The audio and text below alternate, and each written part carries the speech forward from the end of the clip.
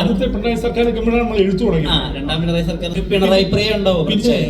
ഇപ്പൊ സംസാരിക്കുമ്പോ പോലെ രണ്ടാം പിണറായി സർക്കാരിലാണ് നമ്മൾ നിൽക്കുന്നതെന്നാ പറയുന്നത്. അപ്പൊ ഇപ്പൊ സാറ് പറഞ്ഞപ്പോ രണ്ടാം പിണറായി സർക്കാർ നിൽക്കുമ്പോഴാണ് നമ്മൾ എഴുത്തു തുടങ്ങി. രണ്ടാം പിണറായി സർക്കാർ നിൽക്കുമ്പോഴാണ് പടം നടക്കുന്നത്. അപ്പൊ ഇങ്ങനെ ഒരു പൊളിറ്റിക്കൽ ബയസ് ഉണ്ടാവുമ്പോ സ്വയം അങ്ങനെ എടുത്തോണ്ട് സഹയാർത്ഥികനായിട്ട് നിൽക്കുക, ഒരു പൊളിറ്റിക്കൽ പ്രതലമുള്ള സിനിമ എഴുതുകയും ചെയ്യുക. അപ്പൊ എങ്ങനെയാ അതിനെ സ്വന്തം രാഷ്ട്രീയ ദർശനങ്ങളൊന്നും വരാതെ ലിമിറ്റ് ചെയ്യാൻ പറ്റുന്നത്?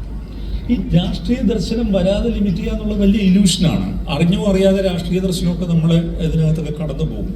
രാഷ്ട്രീയം ഇല്ലെന്ന് പറയുന്നവരെടുക്കുന്ന സിനിമയിലും ഒരു രാഷ്ട്രീയമുണ്ട്. പിണറായി പ്രിയ ഉണ്ടാവും. പിന്നെ അതിനകത്തുള്ള പ്രശ്നം ഈ പിണറായി പ്രിയം പ്രതിച്ഛായലുണ്ടാവും. അപ്പൊ അങ്ങനെയൊന്നുമില്ല. നിങ്ങൾ ഈ ഇടതുപക്ഷം എന്ന് പറയുന്നതിന് പിണറായി വിജയനുമായിട്ട് എന്തിനാണ് ഇക്വേറ്റ് ചെയ്യുന്നത്? ഇടതുപക്ഷ സർക്കാരുമായിട്ട് എന്തിനാണ് ഇക്വേറ്റ് ചെയ്യുന്നത്? ഞാൻ വളരെ എൻ്റെ വിദ്യാർത്ഥി കാലം മുതലേ മാർക്സിസവുമായിട്ട് ബന്ധപ്പെട്ട പുസ്തകങ്ങൾ വായിച്ചും ചിന്തിച്ചും അങ്ങനെയൊക്കെ പോകുന്ന ഒരാളാണ്. എൻ്റെ അക്കാഡമിക് ആയിട്ടുള്ള എൻ്റെ ജേണിയും അങ്ങനെയൊക്കെ തന്നെയായിരുന്നു.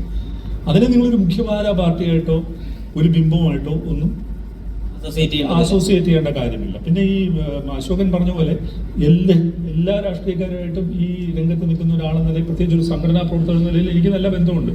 അത് മുഖ്യമന്ത്രി പിണറായി വിജയനായിട്ടായാലും വി ഡി സതീശനായിട്ടായാലും രമേശ് ചെന്നിത്തലയായിട്ടായാലും ഗോവിന്ദ മാസ്റ്റർ ആയാലും BJP-യിൽ ഇപ്പോൾ നമ്മളുടെ പടം തുടങ്ങുന്ന ദിവസം കൃഷ്ണദാസ് അവിടെ വന്നിരുന്നു. അദ്ദേഹത്തിൻ്റെ അടുത്ത സുഹൃത്താണ്. അപ്പോൾ നിങ്ങളുടെ ആ ചോദ്യത്തിനകത്ത് വലിയ പ്രസക്തി ഇല്ലല്ലോ. അപ്പോൾ ഇതിനെ സിനിമയായിട്ട് കണ്ടാൽ മതി. സിനിമയായിട്ട് കാണുമ്പോൾ അതിനകത്തൊരു രാഷ്ട്രീയമുണ്ട് നിങ്ങൾക്ക് തോന്നിയാൽ നിങ്ങൾ എഴുതുക, നല്ല കാര്യമല്ലേ അത്? അപ്പോൾ നമുക്ക് കൂടുതൽ ചർച്ച ചെയ്യാം. അപ്പോൾ എല്ലാവർക്കും നന്ദി.